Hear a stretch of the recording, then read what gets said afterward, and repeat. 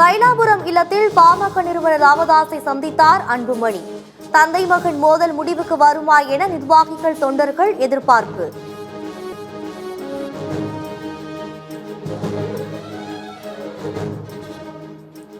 தைலாபுரம் இல்லத்தில் அன்புமணியிடம் ராமதாஸ் முகம் கொடுத்து பேசவில்லை என தகவல். கிராமம் கிராமமாக சென்று கட்சி பணியாற்ற ராமதாஸ் அறிவுறுத்தல்.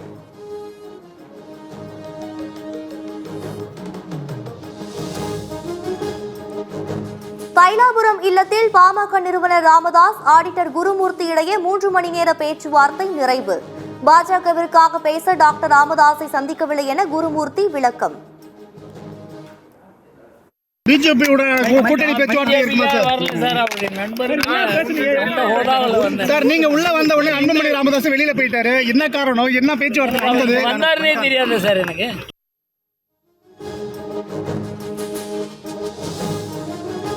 தைலாபுரம் இல்லத்திற்கு அன்புமணி வந்ததை தனக்கு தெரியாது என ஆடிட்டர் குருமூர்த்தி பேட்டி. தனது நீண்டகால நண்பரான ராமதாஸை சந்திக்க வந்ததாக விளக்கம்.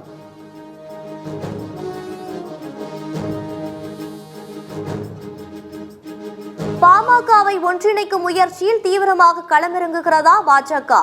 அமித்ஷாவின் மதுரை வருகைக்கு முன் பாமகவுக்குள் நிலவும் பிரச்சினைக்கு சுமூக முடிவு எட்ட திட்டம்.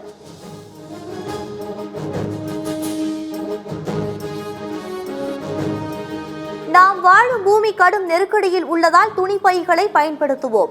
பிளாஸ்டிக் மாசுபாட்டை ஒழிக்க அனைவரும் முன்வர வேண்டும் என சுற்றுச்சூழல் தின விழாவில் முதலமைச்சர் மு க ஸ்டாலின் அழைப்பு.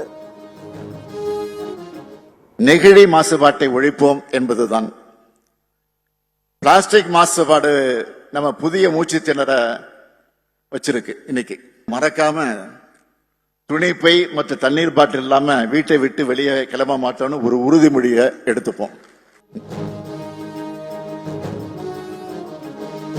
லைகா நிறுவனத்திற்கு 30% வட்டியுடன் மொத்தம் 21,26,00,000 ரூபாய் செலுத்த வேண்டும். நடிகர் விஷாலுக்கு சென்னை உயர்நீதிமன்றம் அதிரடி உத்தரவு. மாநிலங்களவை தேர்தலில் போட்டியிடும் அதிமுக வேட்பாளர்கள் நாளை வேட்புமனு தாக்கல். தமிழ்நாடு சட்டப்பேரவையில் நாளை மதியம் 12:45 மணிக்கு தாக்கல் செய்வார்கள் என அதிமுக தலைமை கழகம் அறிவிப்பு.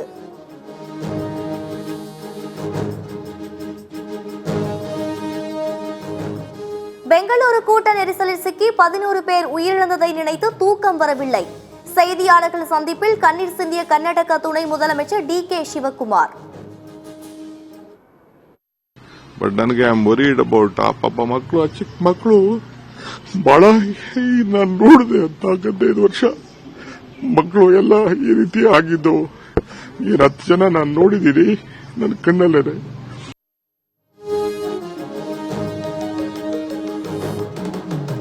பெங்களூரு கூட்ட நெரிசல் ஏற்பட்டு 11 பேர் பலியான விவகாரம் தாமாக முன்வந்து வழக்கை விசாரணைக்கு எடுத்தது கர்நாடக நீதிமன்றம்.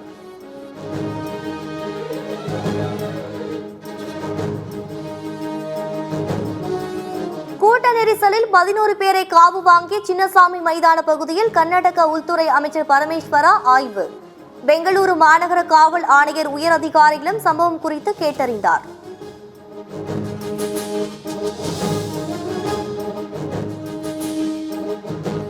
பிரதமர் மோடி தனது இல்லத்தில் சிந்தூர் மரக்கன்றுகளை நட்டார். உலக சுற்றுச்சூழல் தினத்தை ஒட்டி நடவடிக்கை.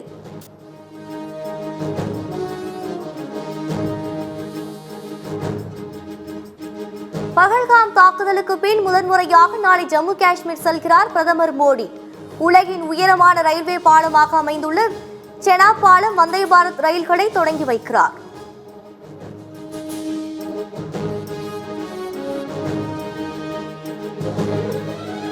ஜம்மு காஷ்மீரின் ஸ்ரீநகரில் தேசிய புலனாய்வு முகமை அதிரடி சோதனை. தீவிரவாதிகள் தொடர்பான வழக்கில் அதிரடி ஆய்வு.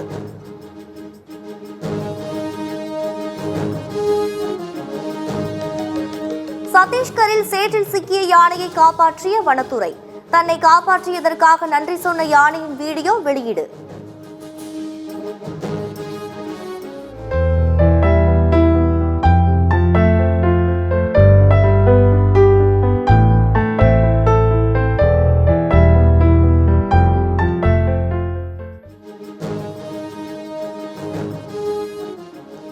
கொச்சி கடலில் மூழ்கிய கண்டெய்னர்களில் இருந்த பொருட்கள் என்ன? 2 வாரங்களுக்குள் பதிலளிக்க மாநில அரசுக்கு கேரள உயர்நீதிமன்றம் உத்தரவு.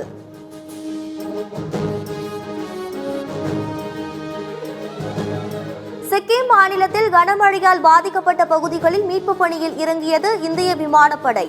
வெள்ளத்தால் பாதிக்கப்பட்டவர்களை மீட்கவும் பொருட்களை கொண்டு சென்று உதவி.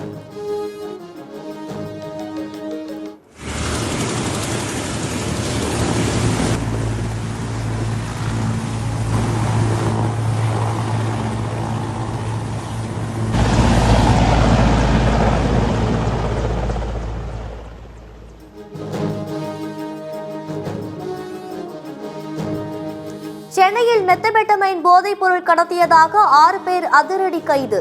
கைத்துப்பாக்கி, குண்டுகள், 700 கிராம் போதைப் பொருளுடன் கைதான 6 பேரும் ஆர்கே நகர் காவல் நிலையத்தில் ஒப்படைப்பு.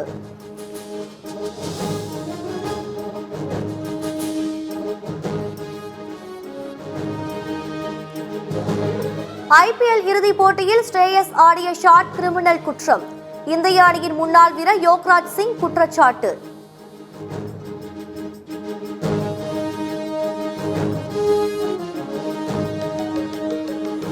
எந்த ஒரு ஈகோவும் இல்லாமல் அனைத்து வீரர்களுடன் கலந்தாலோசித்து முடிவெடுத்ததால் கோப்பை கனவு நிறைவேறியது. RCB கேப்டன் ரஜத் படிடர் குறித்து இந்திய அணியின் முன்னாள் வீரர் சுனில் கவாஸ்கர் புகழாரம்.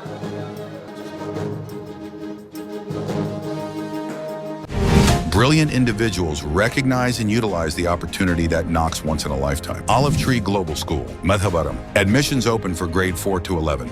Olive Tree, a school for future leaders.